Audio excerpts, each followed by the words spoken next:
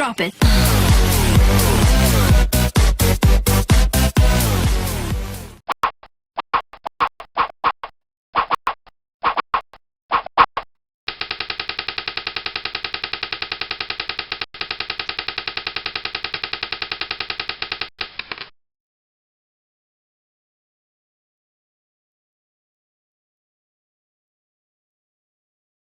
Assalamualaikum warahmatullahi wabarakatuh.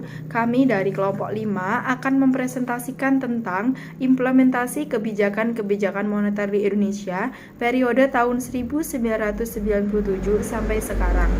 Silakan simak presentasi dari kelompok kami. Jadi yang pertama, pada periode tahun 1997 itu telah terjadi perubahan fundamental dari sistem managed floating ke free floating.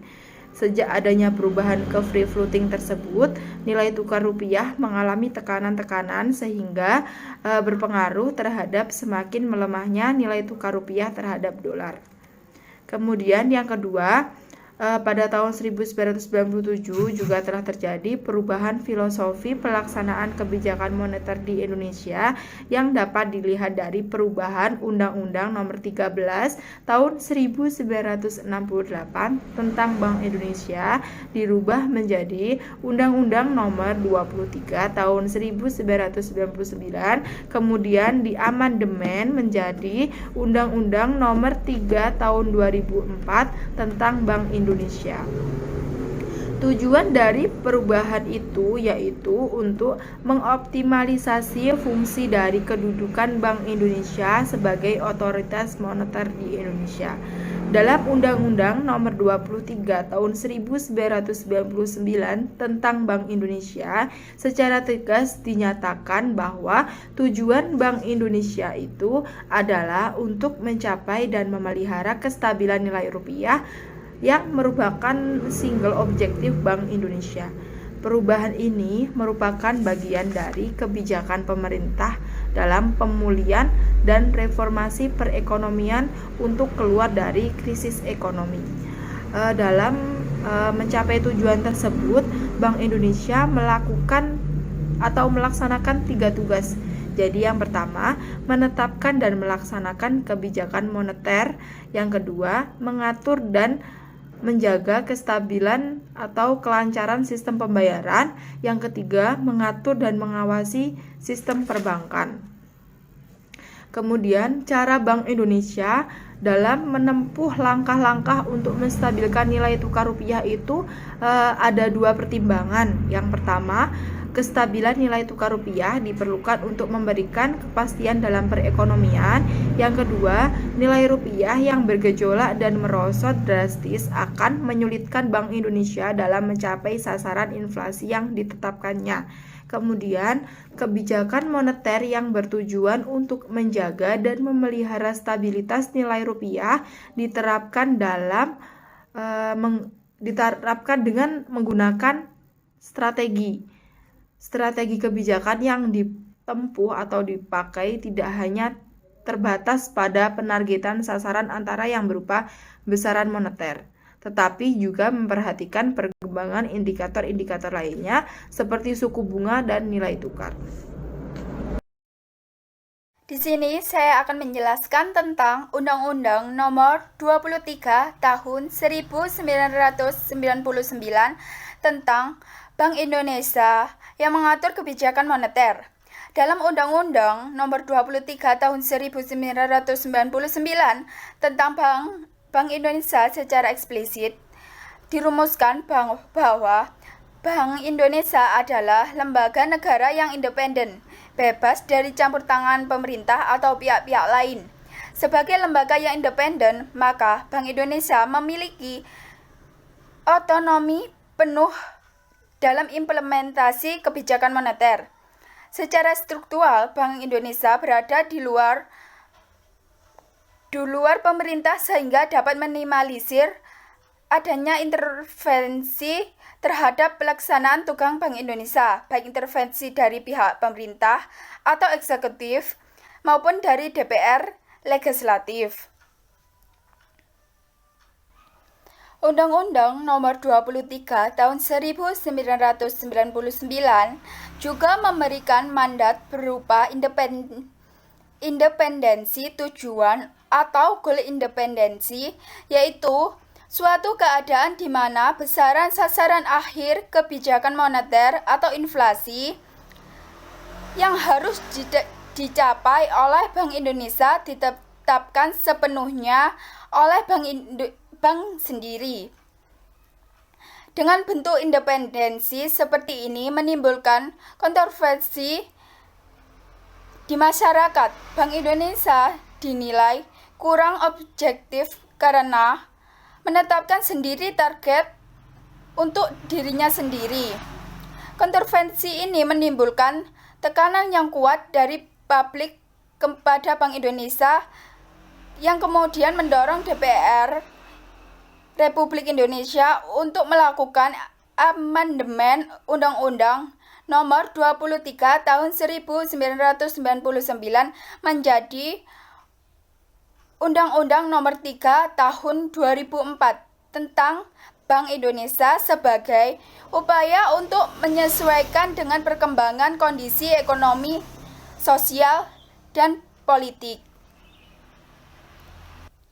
Berbeda dengan Undang-Undang Nomor 23 Tahun 1999 yang memberikan mandat independensi, tujuan, atau goal independensi, Undang-Undang 2003 Tahun 2004 tentang Bank Indonesia memberikan mandat berupa independensi instrumen atau instrumen independensi.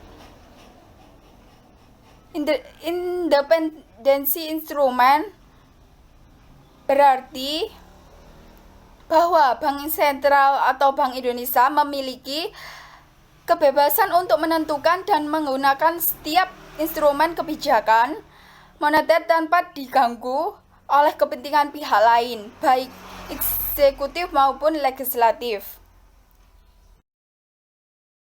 Di sini saya akan melanjutkan materi yaitu Undang-Undang Nomor 3 Tahun 2004 tentang Bank Indonesia memuat beberapa ketentuan. Ketentuan-ketentuan tersebut diantaranya 1. Penetapan sasaran inflasi yang dilakukan oleh pemerintah setelah berkoordinasi dengan Bank Indonesia. Yang kedua, pengalihan fungsi pengawasan pada tahun 2010. Yang ketiga, pengalihan fungsi pengawasan bank pada tahun 2010 menghasilkan penyediaan financial safety net. Yang keempat, pembentukan badan supervisi. Yang kelima, keanggotaan Dewan Gubernur dari internal dan eksternal. Yang keenam, aspek-aspek transparansi, akuntabilitas, dan pertanggungjawaban. Yang ketujuh, tujuan Bank Indonesia adalah mencapai dan memelihara kestabilan nilai rupiah.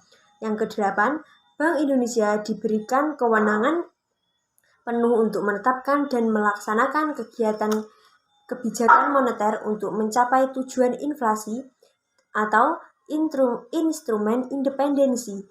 Yang kesembilan, Bank Indonesia dilarang memberikan pinjaman kepada pemerintah, termasuk membeli surat utang negara pada dasar primer atau no fiscal dominance, kecuali pembelian untuk pemupukan stok instrumen moneter dan pembelian di pasar sekunder dalam rangka operasi pasar terbuka. Penerapan Inflation Targeting Framework atau ITF sebagai kerangka kebijakan moneter menggantikan pertargetan uang beredar. Yang ke-10, penerapan ITF sebagai kerangka kebijakan moneter menggantikan pentargetan uang beredar atau monetary targeting.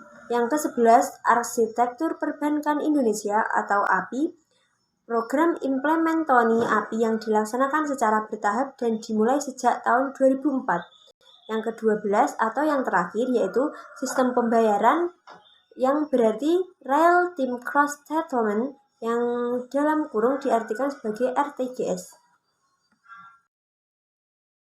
Saya akan melanjutkan materi selanjutnya, yaitu kebijakan moneter dari waktu ke waktu, periode 1997 sampai dengan sekarang. Saya akan menjelaskan yang pertama, yaitu tahun 1997 sampai 1998. Di sini, pada tahun ini, krisis ekonomi masih terjadi, inflasi masih tinggi, dan nilai tukar rupiah dirasa semakin anjlok. Kebijakan moneter pada tahun ini diperketat lewat suku bunga yang sangat tinggi. Nilai tukar rupiah sempat dipantau ketat dengan penerapan trading ban dan beragam intervensi, meskipun kemudian kembali ke nilai tukar mengambang. Kebijakan moneter yang diterapkan masih mengarah pada pengendalian nilai tukar. Selanjutnya, pada tahun 1999, kebijakan moneter BI adalah mencegah hiperinflasi sehingga ekspansi moneter harus dihentikan lebih dulu.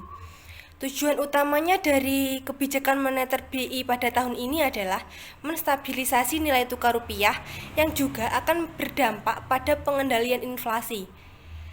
Kebijakan pengendalian uang beredar pada tahun ini mulai ditinggalkan dan mulai mengarah pada pengendalian harga atau inflation targeting dengan BI rate sebagai instrumen utama. Pengambilan keputusan BI ini menjadi lebih forward looking melalui rapat Dewan Gubernur atau bisa disingkat dengan RDG. Strategi komunikasi menjadi lebih transparan, koordinasi dengan pemerintah lebih diperkuat terutama untuk mengatasi inflasi. Di sini, BI rate menjadi batas atas suku bunga deposito. Selanjutnya, pada Juli 2005 atau pada tahun ini sampai sekarang, penerapan secara penuh dilakukan oleh BI. Penerapan secara penuh kebijakan moneter dengan pengendalian harga atau Inflation Targeting Framework atau bisa disingkat dengan ITF. Di sini pada tahun ini BI rate menjadi suku bunga acuan dan penerapan ini terjadi sampai sekarang. Demikian presentasi dan penjelasan dari kelompok kami. Jika ada kurangnya kami mohon maaf. Wassalamualaikum warahmatullahi wabarakatuh.